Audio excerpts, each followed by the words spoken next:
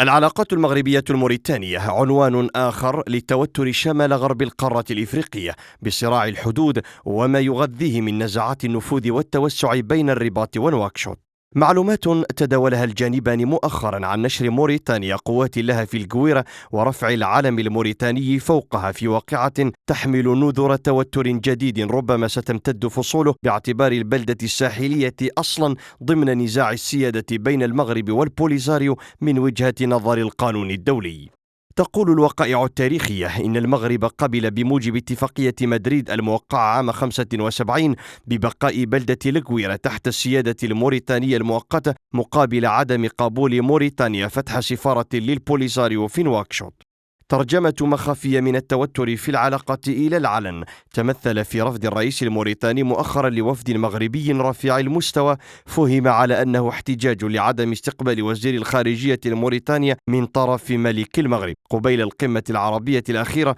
وانحياز موريتانيا المعلن لجبهة البوليساريو ومطالبها. وما زاد من بلة طينة العلاقة بين الرباط ونواكشوط رفض الأخيرة تعيين سفير لها في الرباط منذ 5 سنوات واقتصار التمثيل المغربي في القمة العربية الأخيرة على وزير الخارجية لا غير. الجويرة التي تشبث بها المحتل المغربي ورفعها شعارا ضمن أدبيات التوسع القديمة بأنها آخر نقطة مشمولة بسيادته المزعومة تعود نواكشوط لترمي حجرا في بركة الجويرة لتحريك توتر صامت بتأكيدها أنها لن تسمح للمغرب بأن يجعل الجويرة حلقة ضعيفة في غرب إفريقيا بل تأكيده على أنها منفذ وامتداد طبيعي لمدينة وذيب الموريتانية.